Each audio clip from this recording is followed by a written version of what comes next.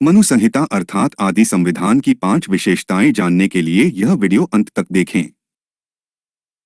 इस वीडियो में विश्व के प्रथम संविधान की चर्चा प्रारंभ करें। उससे पहले आप सभी से अनुरोध है कि इस भगवा समाचार चैनल को अवश्य सब्सक्राइब कर लें। यदि आप सनातनी हिंदू हैं तो इस वीडियो को कम से कम 2 हिंदू मित्रों तक अवश्य शेयर करें।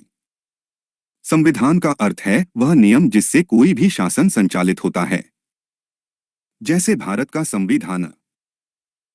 पूरी दुनिया में सबसे पहला संविधान भारत में ही रचा गया था, क्योंकि भारत ने ही सर्वप्रथम विश्व का शासन प्रणाली निर्मित किया था।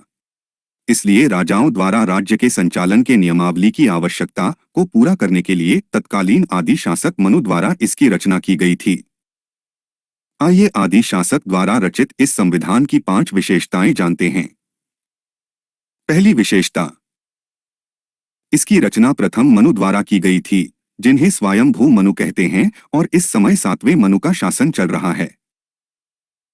एक मनु के शासन में लगभग 71 चतुर्युगी होते हैं, अर्थात इस रचना का समयकाल लगभग 71 गुने 6 धन 27 अर्थात लगभग 454 चतुर्युगी पूर्व हुआ था।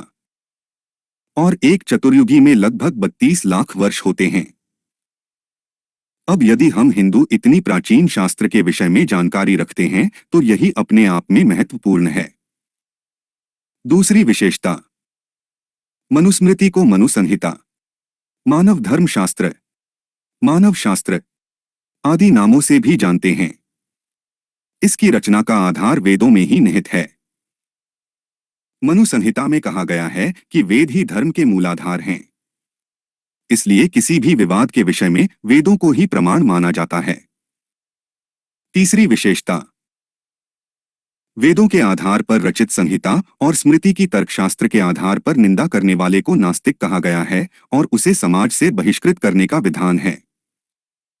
चौथी विशेषता, मनुस्मृति को कुल 12 अध्यायों में विभक्त किया गया है, जिसमें सृष्टि की उत्पत्ति, मानव संस्कार, शिक्षा, विवाह, यज्ञ कर्म, गृहस्थ आजीविका, व्रत, भक्ष्य, अभक्ष्य, स्त्री धर्म, वानप्रस्थ, संन्यास आश्रम, राजधर्म, न्याय, व्यवहार, चतुर्य वर्ण, प्रायश्चित, कर्मफल विधान इत्यादि का विस्तार से वर्णन है।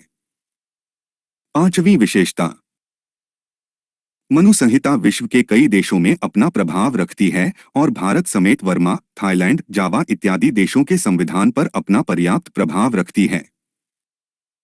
इसकी प्रशंसा दुनिया समेत भारत के कई बुद्धिजीवियों ने की है। डॉक्टर अंबेडकर ने इसके विषय में कहा है कि चतुर्वर्ण व्यवस्था संपूर्ण विश्व में व्याप्त थी। कुछ दार्शनिकों ने तो इसकी बाइबल से तुलना करके मनु संहिता को श्रेष्ठ माना है। तो इसकी विशेषताएं आपको इसे पढ़ने को विवश कर सकती हैं। यदि आप इसको पढ़ना चाहते हैं तो डॉक्टर सुरेंद्र कुमार द्वारा भाषित विशुद्ध मनुस्मृति को मंगवाकर पढ़ सकते हैं। इस पुस्तक में लंबे कालखंड में व्याप्त अशुद्धियों को परिष्कृत करने का सफल प्रयास किया गया है। यह वीडियो आपको कैसा लगा, कृपया अपने कमेंट के माध्यम से हमें अवश्य बताएं। वंदे मातरम। जय श्री राम।